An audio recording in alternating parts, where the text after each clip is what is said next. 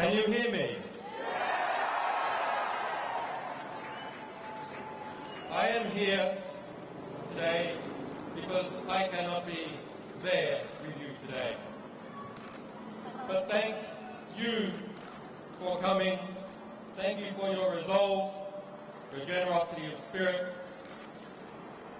On Wednesday night, after a threat was sent to this embassy and police descended on this building, you came out in the middle of the night to watch over it. And you brought the world's eyes with you. Inside this embassy after dark, I could hear teams of police swarming up into the building through its internal fire escape. But I knew there would be witnesses, and that is because of you. If the UK did not throw away the Vienna Convention the other night, it is because the world was watching. And the world was watching because you were watching. So the next time somebody tells you that it is pointless to defend those rights that we hold dear, remind them of your vigil in the dark before the Embassy of Ecuador.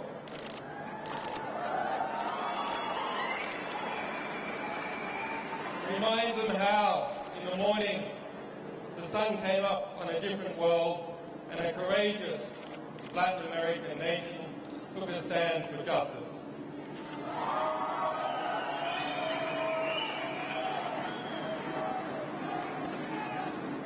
And so to those brave people, I thank President Correa for the courage he has shown in considering and in granting me political asylum. And I also thank the government, and in particular Foreign Minister Ricardo Patino, who upheld the Ecuadorian Constitution and its notion of universal citizenship in their consideration of my asylum. And to the Ecuadorian people for supporting and defending this Constitution.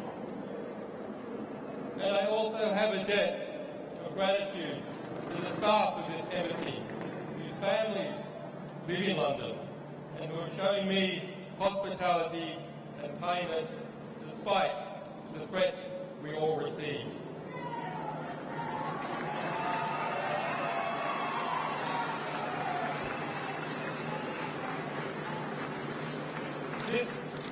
This Friday, there will be an emergency meeting of the foreign ministers of Latin America in Washington, D.C.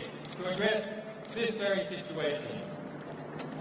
And so I am grateful to those people and governments of Argentina, Bolivia, Brazil, Chile, Colombia, El Salvador, Honduras, Mexico, Nicaragua, Argentina, Peru, Venezuela, and to all other Latin American countries who have come out to defend the right to asylum.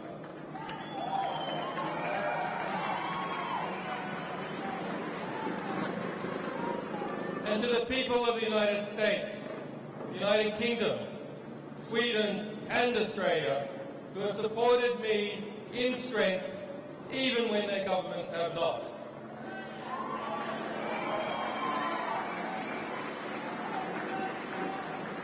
And to those wiser heads in government who are still fighting for justice, your day will come.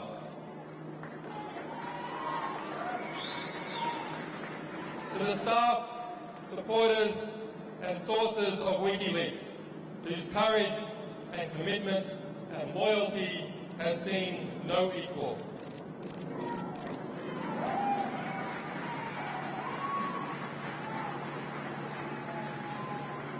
To my family and to my children who have been denied their father, forgive me, we will be reunited soon.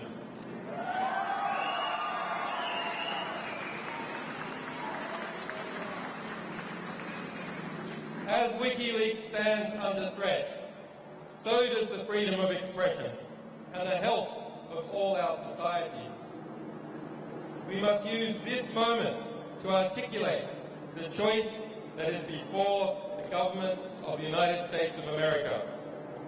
Will it return to and reaffirm the values, the revolutionary values it was founded on? Or will it lurch off the precipice, dragging us all into a dangerous and oppressive world in which journalists fall silent under the fear of prosecution and citizens must whisper in the dark? I say it must turn back. I ask President Obama to do the right thing. The United States must renounce its witch hunt against WikiLeaks. The United States must dissolve its FBI investigation. The United States must vow that it will not seek to prosecute our staff or our supporters. The United States must pledge before the world that it will not pursue journalists for shining a light on the secret crimes of the powerful.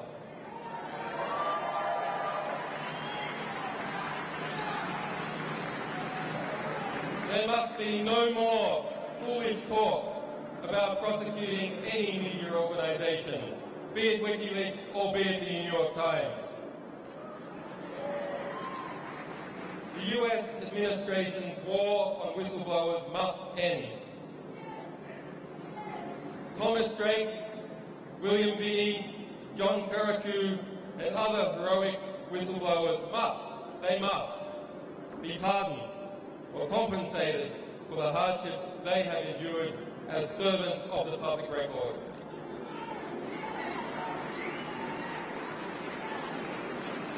And to the Army private who remains in a military prison in Fort Leavenworth, Kansas, who was found by the United Nations to have endured months of torturous detention in Quantico, Virginia, and who has yet, after 2 years in prison, to see a trial, he must be released. Bradley Manning must be released.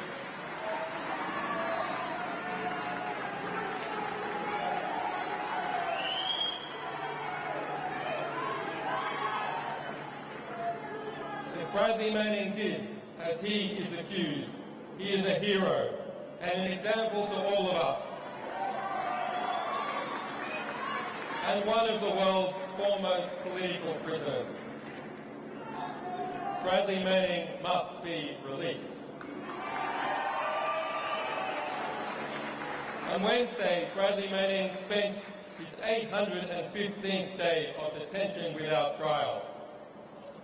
The legal maximum is 120 days. On Thursday, my friend Nabil Rajab, president of the Bahrain Human Rights Centre, was sentenced to 3 years in prison for a tweet. On Friday, a Russian band was sentenced to 2 years in jail for a political performance. There is unity in the oppression. There must be absolute unity and determination in the response.